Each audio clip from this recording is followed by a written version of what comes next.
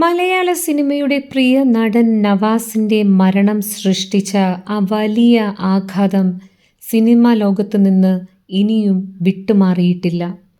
ആ വേദനയിൽ കഴിയുന്ന ആരാധകർക്ക് മറ്റൊരു നടുക്കുന്ന വാർത്ത കൂടി എത്തിയിരിക്കുകയാണ്.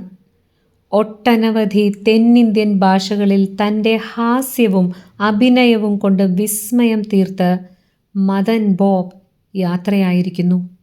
71 വയസ്സിൽ അസുഖബാധിതനായി ചികിത്സയിലിരിക്കെയായിരുന്നു അന്ത്യം. തമിഴ് സിനിമാ ലോകത്തെ അഭിവാജ്യ ഘടകമായിരുന്നെങ്കിലും മദൻ ബോബ് എന്ന നടനെ മലയാളികൾക്കും ഏറെ ഇഷ്ടമായിരുന്നു. മോഹൻലാൽ ബ്ലെസ്സി കൂട്ടുകെട്ടിലിറങ്ങിയ ഭ്രമരം, കമലിൻ്റെ സെല്ലുലോയിഡ് എന്നീ ചിത്രങ്ങളിലൂടെ അദ്ദേഹം കേരളത്തിലും സുപരിചിതനായിരുന്നു.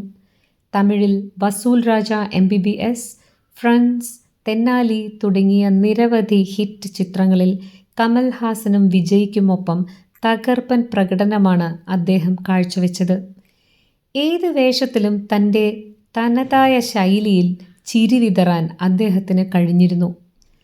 തമിഴിനും മലയാളത്തിനും പുറമെ ഹിന്ദി, തെലുങ്ക് ഭാഷാ ചിത്രങ്ങളിലും അദ്ദേഹം തൻ്റെ സാന്നിധ്യം അറിയിച്ചിട്ടുണ്ട്.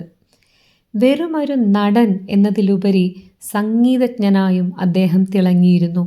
അദ്ദേഹത്തിൻ്റെ വേർപാട് ദക്ഷിണേന്ത്യൻ സിനിമാ ലോകത്തിന് നികത്താനാവാത്ത നഷ്ടമാണ് സമ്മാനിച്ചിരിക്കുന്നത്. നവാസിൻ്റെയും മദൻ ബോബിൻ്റെയും വിയോഗങ്ങൾ സിനിമാ പ്രേമികളെ സംബന്ധിച്ചിടത്തോളം വലിയൊരു ശൂന്യതയാണ് സൃഷ്ടിച്ചിരിക്കുന്നത്. തെന്നിന്ത്യൻ സിനിമയുടെ ഈ പ്രിയ താരം മദൻ ബോബിന് ആദരാഞ്ജലികൾ അർപ്പിക്കുന്നു. മദൻ ബോബ് അഭിനയ രംഗത്തേക്ക് എത്തുന്നതിന് മുൻപേ സംഗീത ലോകത്ത് സജീവമായിരുന്നു. സിനിമകളിലെ അദ്ദേഹത്തിൻ്റെ പ്രത്യേക രീതിയിലുള്ള ചിരി തമിഴ് പ്രേക്ഷകർക്കിടയിൽ ഏറെ പ്രസിദ്ധമായിരുന്നു. മദൻ ബോബിൻ്റെ വേർപാടിൽ തമിഴ് സിനിമാ താരങ്ങളും അനുശോചനമറിയിച്ച് രംഗത്തെത്തിയിട്ടുണ്ട്. നവാസിൻ്റെ മരണവാർത്ത വന്ന തൊട്ടു പിന്നാലെ തന്നെ ഈ വാർത്തയും വന്നത് ആരാധകരെ വല്ലാതെ ദുഃഖത്തിലാഴ്ത്തിയിട്ടുണ്ട്. എന്തു തന്നെയായാലും ആ ആത്മാവിന് നമുക്ക് നിത്യശാന്തി നേരാം.